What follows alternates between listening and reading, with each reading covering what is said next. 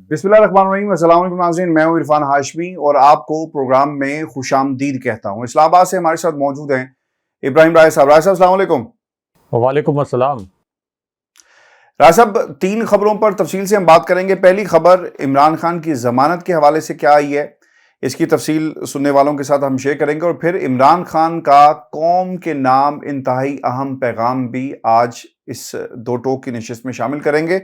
और फिर राय साहब, तारीख के हवाले से इलेक्शन की ऐवान सदर जो है सेंटर ऑफ अटेंशन रहा और हमने मुख्तलिफ जो थ्योरीज हैं वो देखी। तारीख आ रही है, तारीख शाम को आ जाएगी और तारीख के हवाले से ये तारीख जो है ना वो हमें पाकिस्तान के सियासतदान मुख्तलिफ दे रहे हैं और ऐवान सदर से जो वाइब्स आ रही हैं वो और तरह की थी। इस पर भी सियासत हुई है। ऐवान सदर से किस किस्म की खबरें आई ये भी हम बताएंगे।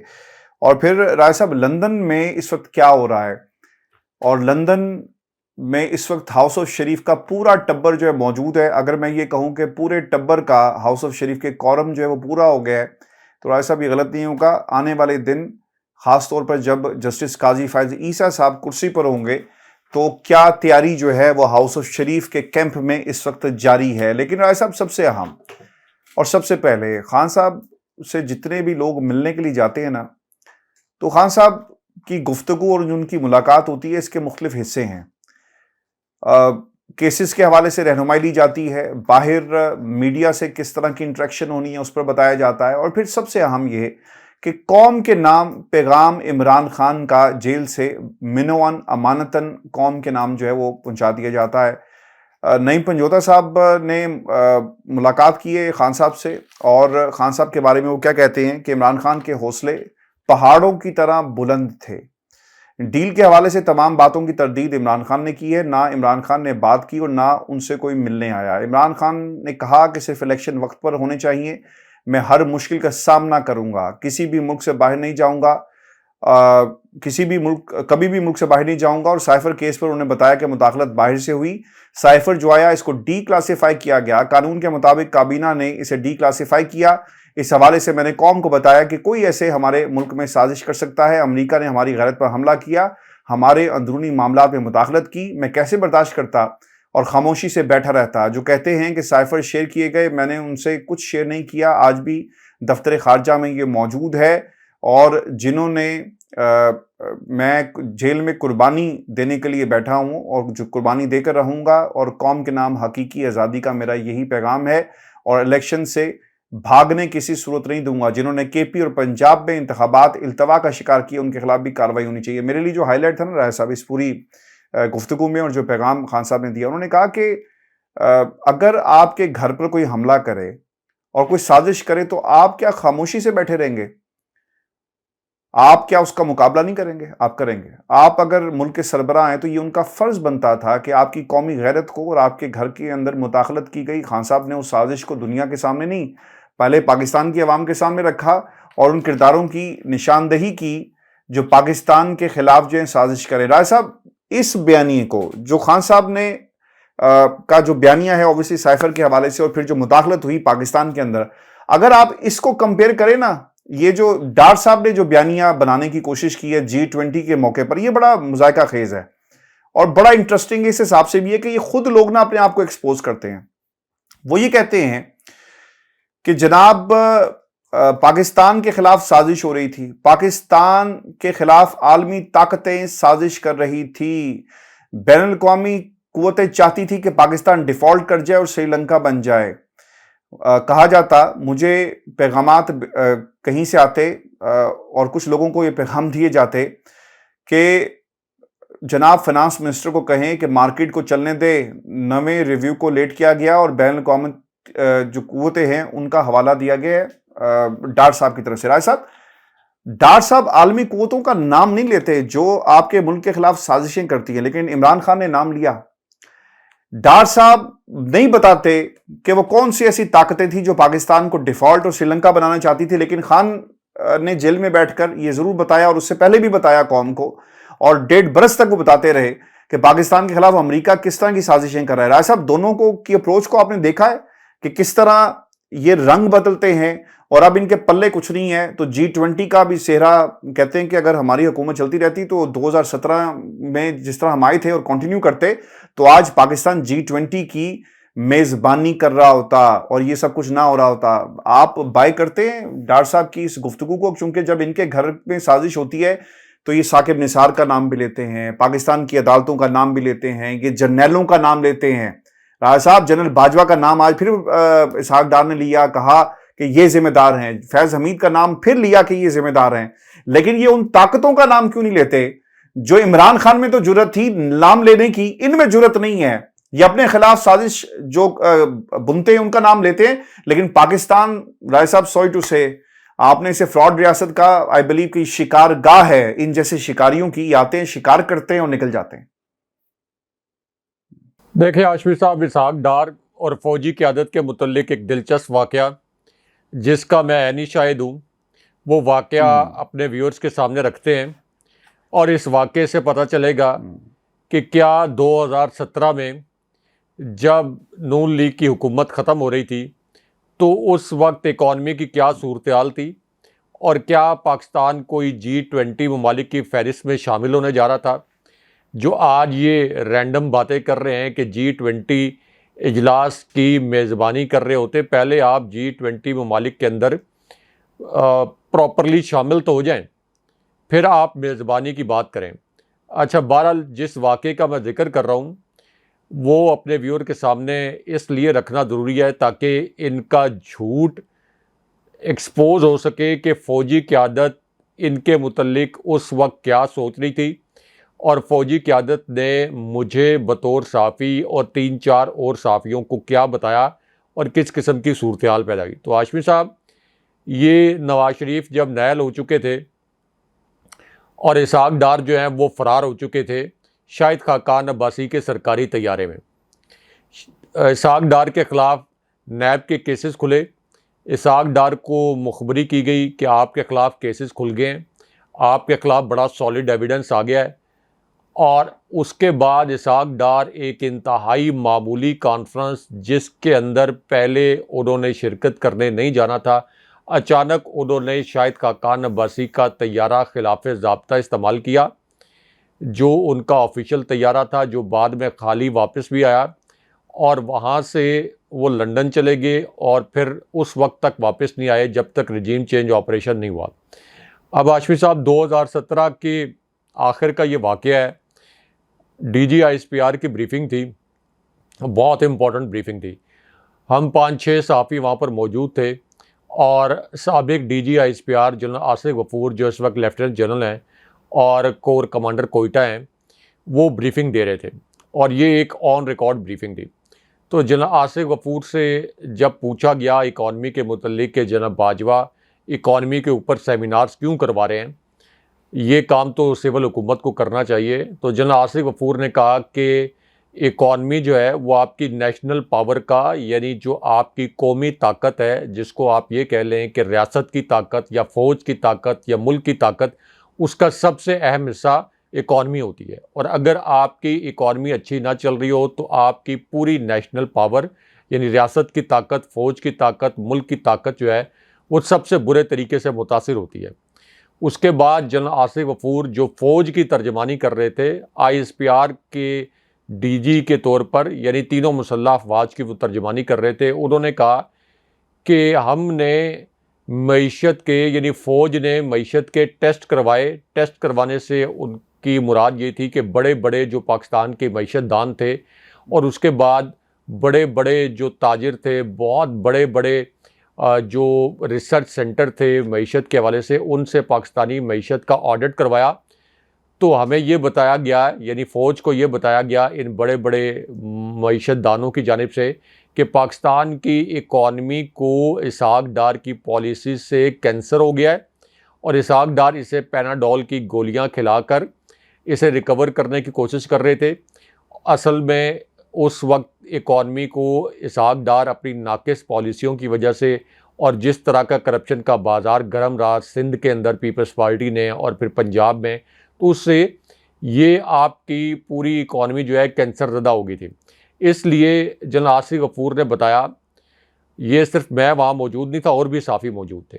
तो उन्होंने कहा कि इसलिए फिर फ़ौजी क़यादत को इस किस्म के टेस्ट भी करवाने पड़े, मईशत के फ़ौजी क़यादत को सेमिनार्स करवाने पड़े, और हमारी जो मईशत है वो डिफ़ॉल्ट होने के करीब पहुंच चुकी है। ये DG ISPR ने, फ़ौजी क़यादत ने, जो तीनों मुसल्लह अफ़वाज की तर्जुमानी कर रहे थे, उन्होंने ये बताया।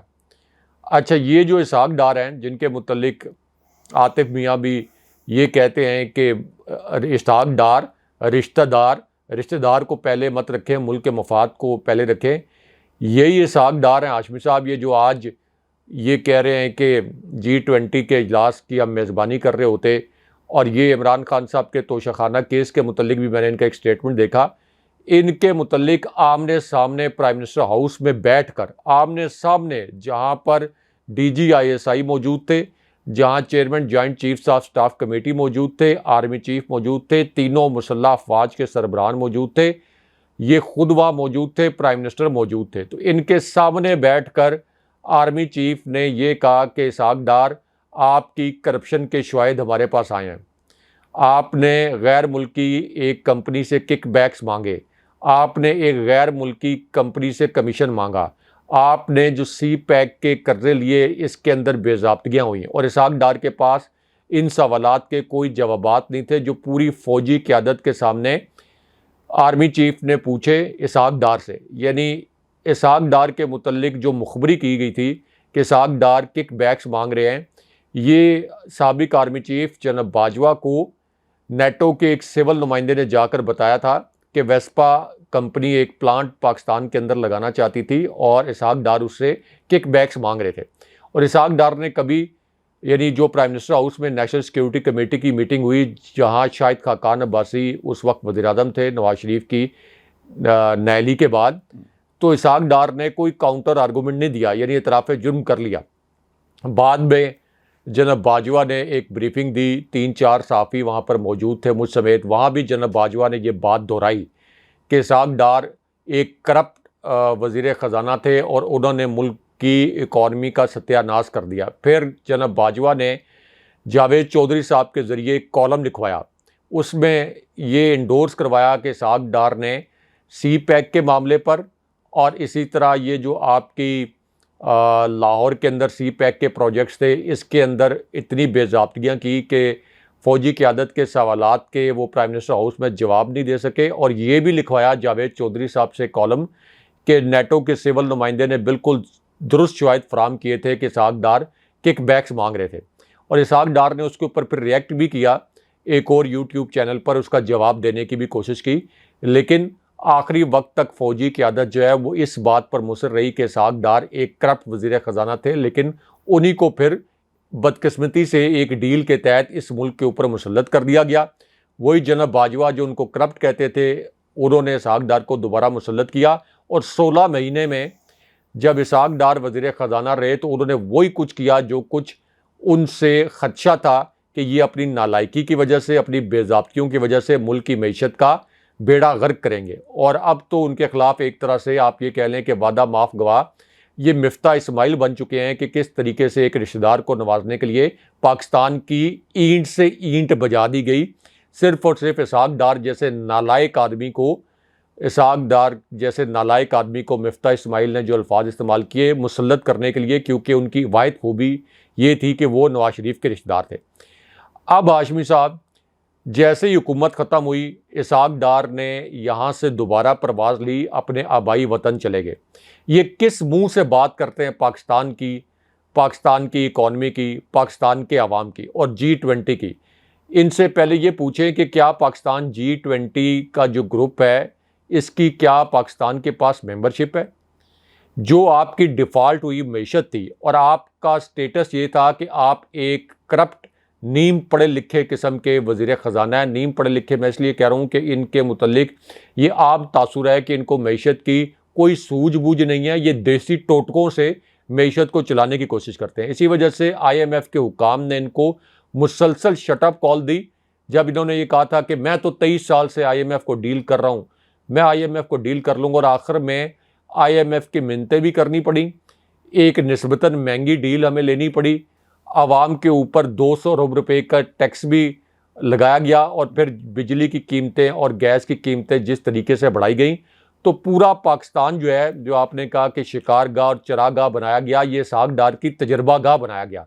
ये इसहाक डार जो नाम नहाद इकॉनमी के न्यूटन बने हुए थे, इनके लिए इस मुल्क को तजर्बागाह बनाया गया, ये जानते बूझते हुए कि ये पहले भी मुल्क को तबाह बर्बाद कर चुके हैं। अब हाशमी साहब, एक डिफ़ॉल्ट हुई मैशत इमरान खान साहब को मिली, और अगर वो डिफ़ॉल्ट हुई मैशत ना होती तो इमरान खान साहब IMF के पास ना जाते। इमरान खान साहब को तो ताने भी मिले कि आप कह रहे थे कि मैं कभी IMF के पास नहीं जाऊंगा। एक तरफ इमरान खान साहब के पास ये ऑप्शन था कि वो भी ये कहते हैं कि चूंकि मैंने ये बात कर दी थी, मैं IMF के पास नहीं जाऊंगा। दूसरा ऑप्शन ये था कि मुल्क को डुबो देते। इमरान खान साहब को IMF के पास इसीलिए जाना पड़ा कि मुल्क मुकम्मल तौर पर दिवालिया हो चुका था, और मुझे बहुत अच्छे तरीके से याद है कि इंटरनेशनल जो मॉनेटरी इंस्टीट्यूशंस हैं वो ये कह रहे थे कि पाकिस्तान किसी भी वक्त दिवालिया डिक्लेयर किया जा सकता है, जब IMF के पास इमरान खान साहब को जाना पड़ा। उस डिफ़ॉल्ट हुई इकॉनमी को इमरान खान साहब ने 5.97% जो पिछले 20 साल का बेहतरीन ग्रोथ रेट था वहाँ पहुँचा दिया। कोविड जैसा चैलेंज जो 100 साल में एक मरतबा आता है, पूरी दुनिया की मईशतें कोलैप्स हो गई। इमरान खान साहब ने पाकिस्तानी मईशत को ना सिर्फ कोलैप्स होने से बचाया, बल्कि 20 साल के रिकॉर्ड ग्रोथ रेट पर पहुंचा दिया। आपका जितना निचला तबका था उसको एहसास प्रोग्राम के ज़रिए, नेशनल हेल्थ कार्ड प्रोग्राम के ज़रिए, कोई भूखा ना सोए प्रोग्राम के ज़रिए, पनाहगाहों प्रोग्राम के ज़रिए इमरान खान साहब ने कवर कर लिया। एहसास प्रोग्राम की आलमी सतह पर आपका ये जो UN है उसकी सतह पर इसकी गूंज थी कि दीगर ममालिक को इसकी तकलीद करनी चाहिए कि किस तरह से अपने लोगों को रिलीफ दिया जाए। तमाम जो सनती अहदाफ हैं, तमाम एक्सपोर्ट्स के अहदाफ वो एक्सीड हो गए। और ये मैं नहीं कह रहा हाशमी साहब, ये आप नहीं कह रहे, ये शहबाज शरीफ के दौर में जो इक्तसादी सर्वे आया जब इमरान खान साहब की हुकूमत रजीम चेंज ऑपरेशन के तहत गिराई जा चुकी थी, तो उसके अंदर ये एतराफ़ जुर्म किया गया कि इमरान खान साहब के दौर में पाकिस्तान 6% के हिसाब से तरक्की कर रहा था। ये इक्तसादी सर्वे जो शहबाज शरीफ के दौर में आया उसमें बताया गया। तो इन हालात में नवाज शरीफ यानी नून लीग की हुकूमत गई थी, इमरान खान साहब को इन हालात में हुकूमत मिली थी, और फिर इमरान खान साहब को जब रजीम चेंज ऑपरेशन के तहत इमरान खान साहब की हुकूमत गिराई गई तो 16 महीने में इन्होंने मुल्क को तबाही के दुआने पर खड़ा कर दिया। हाशमी साहब, 5.97% से 0.2% के ऊपर आ गई इकॉनमी, 0.2% पे, यानी 0.5%, आधे फीसद पे भी नहीं, 600% इन्होंने इकॉनमी को गिराया। $16 अरब के जो आपके ज़रा मुबादला के ज़खायर थे, तबाह बर्बाद उनको कर दिया। तो इन्होंने जो तबाही निकाली है इसका कौन जिम्मेदार है? इसलिए मैं कहता हूँ ये फ्रॉड रियासत है। जनाब बाजवा ने सिर्फ अपने मफादात के लिए, सिर्फ और सिर्फ अपने मफादात के लिए इनके साथ डील की। जनाब बाजवा ने अपने फ्रंट मैन जो मलिक अहमद खान हैं, जो जनाब बाजवा के जो समदी हैं साबिर मिठू, उनके साथ और मलिक अहमद का करीबी ताल्लुक़। और ये मलिक अहमद खान तो हमेशा वो जनाब बाजवा के घर ही बैठे होते थे, ये शहबाज शरीफ के जो स्पोक्स पर्सन भी थे। तो इन सब ने मिलकर सिर्फ और सिर्फ अपने मफादात के लिए 24 करोड़ लोगों को महंगाई के ऐसे अजाब में धकेल दिया। हाशमी साहब, मैं चूँकि इस्लामाबाद में बैठा हूँ, बतौर साफ़ी हम सब की जो हाथ है वो लोगों की नब्ज़ पर होता है। लोग ख़ुदकुशियाँ करने पर मजबूर हैं, लोग अपनी ज़िंदगी ख़त्म करने पर मजबूर हैं। इस कदर पिछले 16 माह में शरीफ ख़ानदान ने इस मुल्क को तबाह बर्बाद किया है। तो अब इस शरीफ ख़ानदान को दोबारा मुसल्लत करने के लिए एफर्ट हो रही है। जिन्होंने पहले 30 साल के अंदर भी मुल्क को तबाह बर्बाद किया, लूट मार के अपने महलात बनाए, 16 माह का तजर्बा एक मरतबा फिर कर दिया गया। 16 माह के अंदर उन्होंने मुल्क की ईंट से ईंट बजा दी, रियासत की ईंट से ईंट बजा दी, फौज को अपने बजट पर कट लगाने पड़ गए उस शरीफ खानदान को दोबारा मुसल्लत करने के लिए। और आप इनकी ढिठाई देखें, ये किस कदर सियासी तौर पर ढीठ खानदान है कि जिस कदर, यानी जैसे इनकी हुकूमत खत्म हुई इन्होंने अपने बैग लपेटे और ये लंदन चले बैग। हालांकि यहां पे निगरान हुकूमत इनकी हुकूमत का तसलसल था, बैग लपेटे और इन्होंने कहा हुकूमत खत्म हो गई है, ये आवाम भेड़ बकरियां हैं, इनको हमने गुलाम बनाया हुआ है। दोबारा जब हम हुकूमत करने आएंगे तो दोबारा एक ब्रीफ केस लेके आ जाएंगे यहाँ पे, उसके बाद फिर दोबारा लूट मार करके अपने आबाई वतन लंदन चले जाएंगे। एक तो इनको सियासी तौर पर इबरत का निशान बनाना बड़ा ज़रूरी है वोट की ताकत से। अगर आप लोगों ने, आम लोगों ने, पाकिस्तान के 24 करोड़ अवाम ने अपनी नस्लों को ग़ुलाम इब्ने ग़ुलाम बनाने से बचाना है, और जिन हालात में मैंने, मेरी उम्र के लोगों ने, मेरे से जो पहले जनरेशन है, यानी एक ऐसी जनरेशन जो मुझसे बड़ी है और फिर उससे एक बड़ी जनरेशन, जिन हालात में इन लोगों ने ज़िंदगी गुजारी है, अगर वो चाहते हैं कि हमारे बच्चे इस अजाब से ना गुजरें, तो शरीफ ख़ानदान को और जरदारी ख़ानदान को सियासी तौर पर निशान इबरत बनाना ज़रूरी है कि इनकी आने वाली नस्लों में कभी कोई इक़्तिदार में ना आए। ये कभी भी हाशमी साहब इस मुल्क को आगे नहीं लेके जाएंगे। ये कभी आवाम के मुतल्लिक नहीं सोचेंगे। ये आवाम से रिलेट ही नहीं करते। इनका आवाम से कोई ताल्लुक नहीं है, इनका पाकिस्तान से कोई ताल्लुक नहीं है। तो इसलिए ये जो बैठकर अब लंदन में बयानात दाग रहे हैं, ये मैं पूरा वाकया सुना चुका हूँ कि मुल्क को बर्बाद करने के बाद इनकी हुकूमत गई थी, और खुदा न खास्ता ये अगर कोई उस वक्त 6 महीने इनकी हुकूमत और रह जाती तो उसी वक्त ये मुल्क दिवालिया हो जाता। राज साहब, आज पाकिस्तान में एक खबर हर टेलीविजन चैनल पर चली है, हर ट्विटर अकाउंट पर, सोशल मीडिया पर डिस्कस हुई कि ऐवान सदर से तारीख जो है ना इंतखाबात की आ रही है, और फिर वज़ीर कानून साहब भी जाकर मिले और उन्होंने बाकायदा मुलाकात की है। फिर एक बयान भी शायद कुछ सामने आया कि अच्छा है जी जमहूरियत के लिए कि सब लोग जो हैं वो आकर मुलाकात, और ऑब्वियसली एक गुड जेस्चर जो है वो दिया गया था। राय साहब, पहले तो ये बताएं कि ऐवान सदर में होता क्या रहा है, क्योंकि आपके काफ़ी पेनिट्रेशन है ऐवान सदर में, नंबर 1। नंबर 2, राय साहब, मुझे ऐसा लगता है ये मेरी पाकिस्तान के सियासी मंजरनामे को और जो खबरें लंदन से या ताकतवर हलकों से या फिर ऐवान सदर से या जो मुलाकातें होती हैं उसके बाद ये असेसमेंट, व्हाट आई बिलीव कि राय साहब ये सिर्फ और सिर्फ ना आई वॉश है। असल में पसे पर्दा कहानी कुछ और है।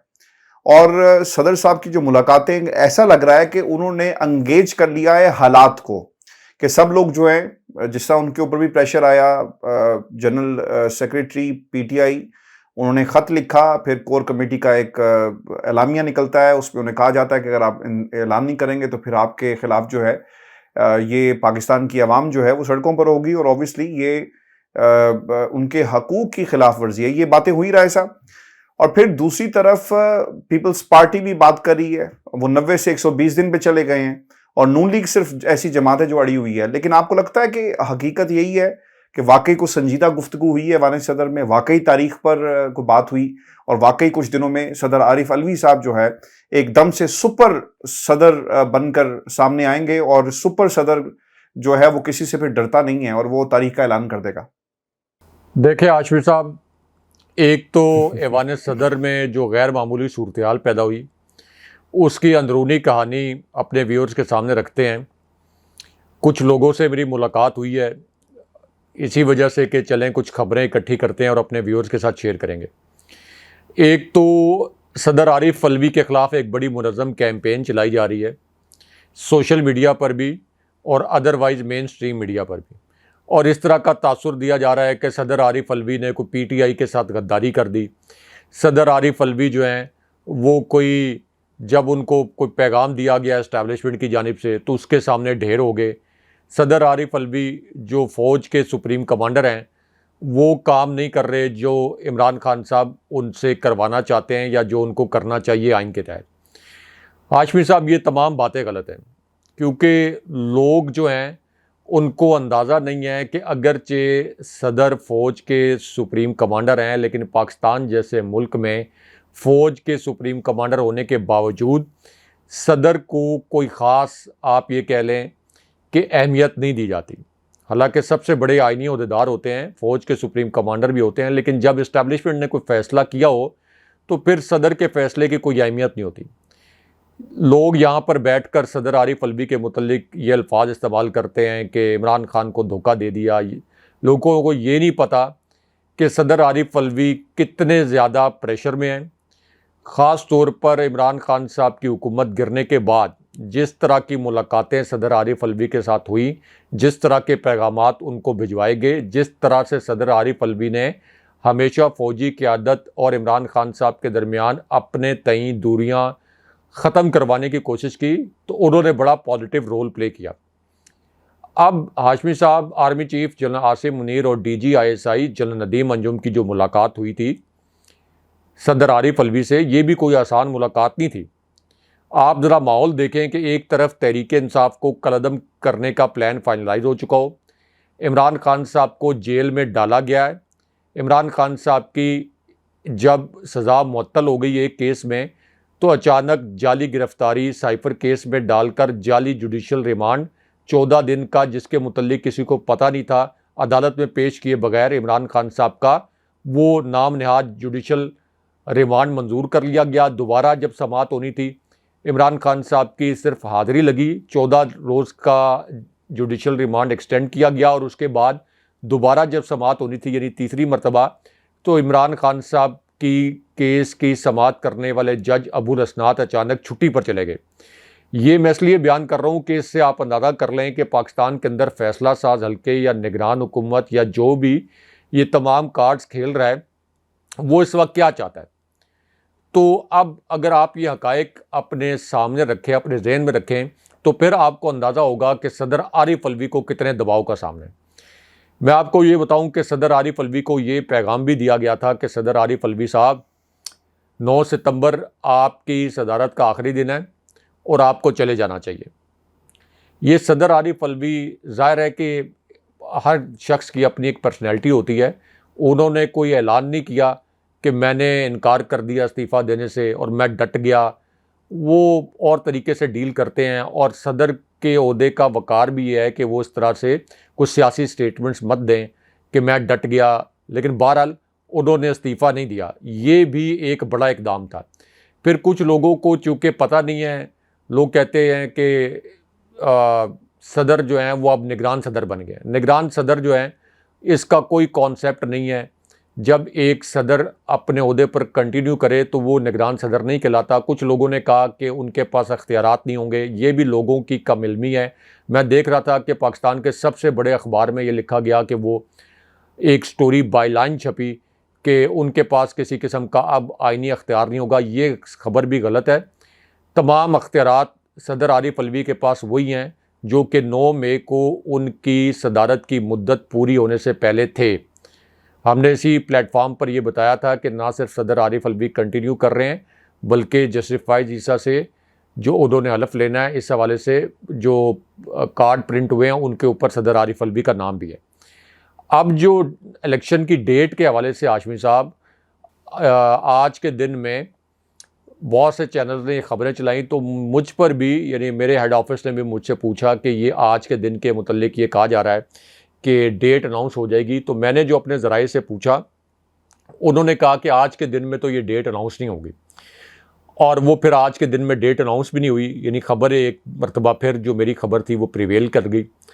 अब ये जो वज़ीर कानून जाकर मिले हैं, तो सदर आरिफ अलवी ने उनको ये बताया है, मैं आपको बता रहा हूँ कि मेरे जो ज़राए हैं उन्होंने ये बताया है कि सदर आरिफ अलवी ने वज़ीर कानून को ये बताया है कि इलेक्शन की तारीख़ देना मेरी राय के मुताबिक और जिन कानूनी हलकों से मैंने मशावरत किया उनके मुताबिक मेरा आइनी अख्तियार है कि मैं इलेक्शन की तारीख़ दे सकता हूँ।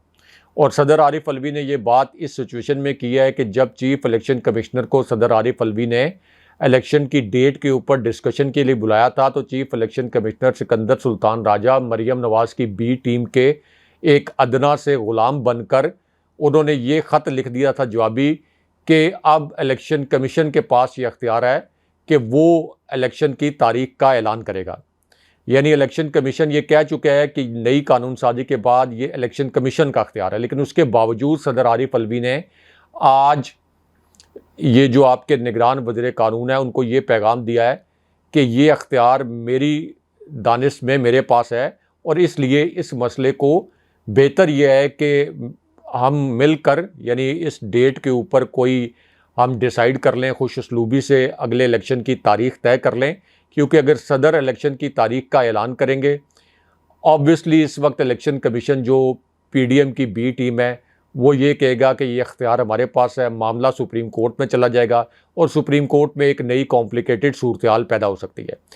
तो इस वजह से ये सदर आरिफ अलवी फौरी तौर पर, यानी जिस दिन के मुतल्लिक कहा गया था कि आज ही इलेक्शन की डेट अनाउंस कर देंगे, उन्होंने इलेक्शन की डेट उसी वक्त अनाउंस नहीं की। लेकिन ये कहना कि सदर आरिफ अलवी ने कोई इमरान खान साहब का साथ छोड़ दिया है या सदर आरिफ अलवी ने कोई गद्दारी कर दी है, सदर आरिफ अलवी ने बहुत मुश्किल हालात के अंदर बहुत पॉजिटिव रोल प्ले किया है। अच्छा, आप एक लम्हे के लिए ये तसव्वुर करें कि सदर आरिफ अलवी 9 सितंबर को, 9 सितंबर को अगर वो घर चले जाते और नया सदर आ जाता, नए सदर बनते फिर आपके जो कायम मकाम चेयरमैन सेनेट हैं सादिक संजरानी, तो पीटीआई को उससे फ़ायदा होता कि नुकसान होता? नुकसान ही होता। सादिक संजरानी के मुतल्लिक तो सबको पता है कि वो इस्टेब्लिशमेंट के आदमी है, सबको पता है, ये तो एक ओपन सीक्रेट है, वो खुद भी कहते हैं, पाकिस्तान के बच्चे बच्चे को पता है। तो सदर आरिफ अलवी अगर घर चले जाते तो इस वक्त कोई और सदर नहीं आना था, यानी 100% आइन के तहत सादिक संजरानी ने सदर के फ़राइज़ संभाल लेने थे। अब सदर आरिफ अलवी के पास ये आइनी अख्तियार भी है कि एक ख़ास सर्टन स्टेज पर जाकर वो अपना आइनी रोल प्ले कर सकते हैं इमरान खान साहब की सज़ाओं के हवाले से। यानी इसके ऊपर दो मुख्तलिफ आराएँ, ये नहीं कि वो सज़ाएँ यकमुश्त एकदम को ख़त्म कर सकते हैं, लेकिन बहरहाल उनके पास कुछ ना कुछ आइनी अख्तियारात मौजूद हैं जो इस्तेमाल करके वो इन 13 जमातों को मुकम्मल तौर पर ये जो आइन की धज्जियाँ उड़ाते हैं एक ख़ास मुद्दत के लिए इनको रोक सकते हैं। तो इसलिए सदर आरिफ अलवी ने यकीनन कुछ हलकों को नाराज़ भी किया जब उन्होंने इस्तीफ़ा नहीं दिया। तो इसलिए उनकी सिचुएशन को अंडरस्टैंड करें। ये पाकिस्तान है, ये कोई महज़ब मुल्क नहीं है, ये कोई जमहूरी मुल्क नहीं है, ये एक जंगली कबायली माशरा है। तो यहाँ पर सदर आरिफ अलवी की जो लिमिटेशंस हैं वो उन लिमिटेशंस के अंदर बेहतरीन तरीके से अपना रोल प्ले कर रहे हैं। अब ये भी नहीं होना चाहिए कि आप तवक्को करें कि सदर आरिफ अलवी 1 मिनट के अंदर ये फरमान जारी करें कि इलेक्शन डेट भी अनाउंस कर दें, इमरान खान साहब की जो सज़ा है वो भी ख़त्म कर दें और ये कहें कि मैं अपने सदारती फरमान के ज़रिए इमरान खान की सज़ा भी ख़त्म कर रहा हूँ। तो उल्टा तहरीक इंसाफ के लिए और सदर के लिए ऐसी मुश्किलात मज़ीद पैदा हो जाएँ जिसके मुतल्लिक लोगों ने सोचा नहीं। क्योंकि यहाँ तो हाशमी साहब आपने देख लिया है कि लाहौर हाई कोर्ट के बार बार ऑर्डर्स के बावजूद कि परवेज़ इलाही को दोबारा कोई गिरफ़्तार नहीं करेगा। परवेज़ इलाही को 4 मरतबा अगवा कर लिया गया। इस्लामाबाद हाई कोर्ट के जज रो रहे थे कि असद उमर उस वक्त रिहा होंगे जब वो प्रेस कॉन्फ्रेंस करेंगे, हमारे फैसले कोई नहीं मानता। आईजी को 25,000 रुपये जुर्माना कर दिया कि शीरी मज़ारी को हमारे हुक्म के बावजूद क्यों गिरफ़्तार किया, लेकिन आईजी अपनी जगह बरकरार रहे।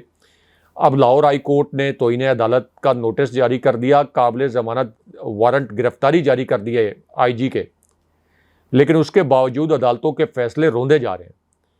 तो इस सूरत हाल में ये देखना चाहिए कि सदर आरिफ अलवी ने यह भी देखना है कि उनके फ़ैसलों पर कितना अमल दरामद होगा, उनके फ़ैसलों के नताइज किस किस्म के निकलेंगे।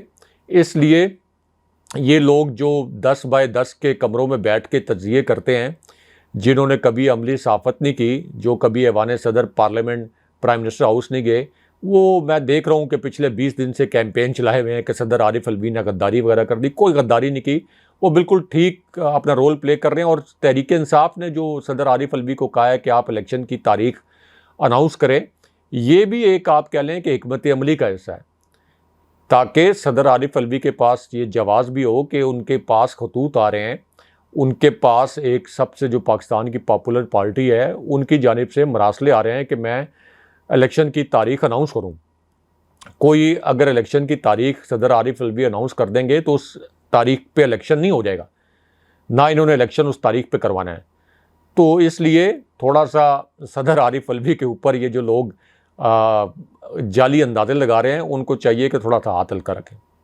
और भाई साहब ये भी इंतहाई इम्पोर्टेंट है, साइफर केस के अंदर खान साहब की जमानत नहीं हो रही और एक और तारीख हमें दे दी गई है। अब 14 सितंबर को अदालत जो है इसके ऊपर दलाइल उन्होंने मांगे हैं, क्योंकि जो प्रोसिक्यूटर साहब थे वो पेश नहीं हुए और वो अपने दलाइल जो हैं वो जज साहब खुद ही देते रहे अपनी छुट्टी के हवाले से।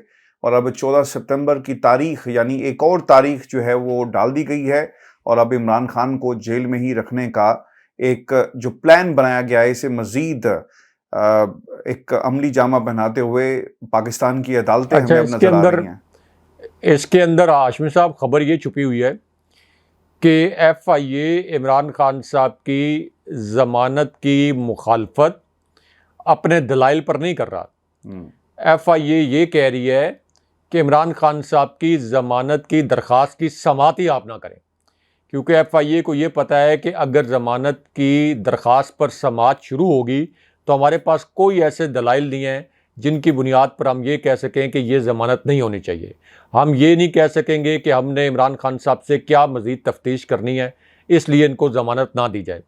इस वजह से पूरा केस इस बात पर बिल्ड किया गया है कि ये ज़मानत की दरख्वास्त पर समाअत ही ना हो। इसका मतलब यह है कि मेरिट के ऊपर कानून के मुताबिक ये समाअत अगर शुरू हो जाए और मेरिट पर जज अबुल हसनात साहब फैसला दें तो ये पहले 10 मिनट के अंदर इमरान खान साहब की ज़मानत हो जानी चाहिए। बिल्कुल आप ठीक कह रहे हैं। ऐसा वीडियो जी शो था आज का हमारा। अपने कमेंट्स भेजिएगा, चैनल को जरूर सब्सक्राइब करें। मुझे और इब्राहिम राय साहब को इजाज़त दीजिए। अल्लाह ने के बाद। अल्लाह ने के बाद।